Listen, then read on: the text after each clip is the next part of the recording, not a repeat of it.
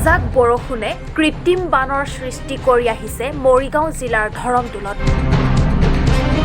আচলতে ধৰমতোলৰ ৩৭ নং ৰাষ্ট্ৰীয় ঘাইপথৰ কাষৰীয়া অঞ্চলসমূহৰ বৰষুণৰ পানী আৰু আমচৈ পাহাৰৰ পৰা নামি অহা পানী নিষ্কাশনৰ বাবে নিৰ্মাণ কৰা হৈছিল কেইবাটাও পুল।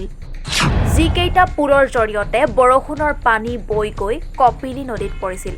কিন্তু শেহতীয়াকৈ হেমেন দাস আৰু মহেন্দ্ৰ দাস নামৰ দুগৰাকী লোকে সেই পুল বন্ধ কৰি দিয়াৰ ফলত সৃষ্টি হৈছে কৃত্ৰিম বানৰ। পুল বন্ধ কৰি পথ নিৰ্মাণ কৰাৰ বাবেই বৰষুণৰ পানী কপিলী নৈত পৰাত বাধাৰ সৃষ্টি হোৱাৰ অভিযোগ স্থানীয় ৰাইজৰ, যাৰ পৰিপ্ৰেক্ষিতত অঞ্চলটোৰ প্ৰায় ২৫ ঘৰ লোক কৃত্ৰিম বানৰ কবলত পৰাৰ উপৰিও প্ৰায় ৩০০ বিঘা কৃষিভূমি বিনষ্ট হৈছে।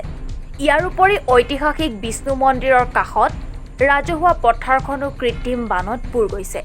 ইতিমধ্যে এই সন্দৰ্ভত মৰিগাঁও ৰাজচক্ৰ বিষয়াৰ কাৰ্যালয়ত লিখিত অভিযোগ দাখিল কৰিছে স্থানীয় লোকে। ধৰমতোল বিষ্ণু মন্দিৰৰ নিচেই কাষতে থকা যিটো বিষ্ণু মহোৎসৱ ওলোৱা যায়, যি ফিল্ডখন, তাৰ লগতে যিখন মানে PW হাই ৰোডৰ লগত যিখন ব্ৰিজ আছে, এই ব্ৰিজখনত বৰষুণ বতৰত পাহাৰৰ পৰা আমচৈৰ পৰা ধৰি যিমান গেগেৰাৰ পৰা ধৰি যিমান পাহাৰৰ ডুং আছে, সম্পূৰ্ণ পানীটো সেদিকিয়ে বৈ পানীটো যায় পথাৰত পৰি, এই পানীটো গৈ কপিলীত যায়, কপিলীত পৰি পানীটো সম্পূৰ্ণ চলি যায়।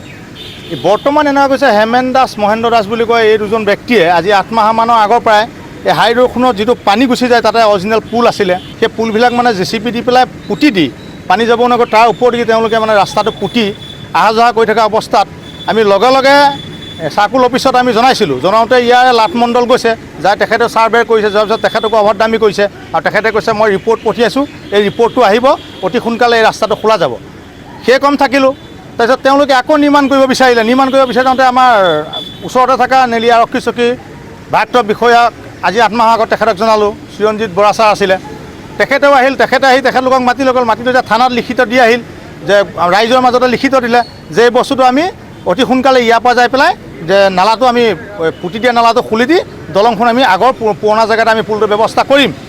আজি তাৰিখলৈকে নকৰিলে। বৰ্তমান আপোনাৰ এই আজি ২-৪ দিনত যিজাক বৰষুণ হ'ল, এই বৰষুণৰ কাৰণত এতিয়া বৰষুণত পানীটো পাহাৰৰ পানীটো কোনো ছাইডে যাব নোৱাৰাকৈ কমচে কম ২০-২৫ ঘৰ মানুহ পানীৰ তলত ঘৰ আৰু প্ৰায় ৩০০ বিঘা মাটি ধান পানীৰ তলত, আৰু আপোনাৰ শিৱ মন্দিৰ যিটো বিষ্ণু মন্দিৰ যিখন মেলা ওলোৱা ফিল্ড, মন্দিৰ পানীৰ তলত।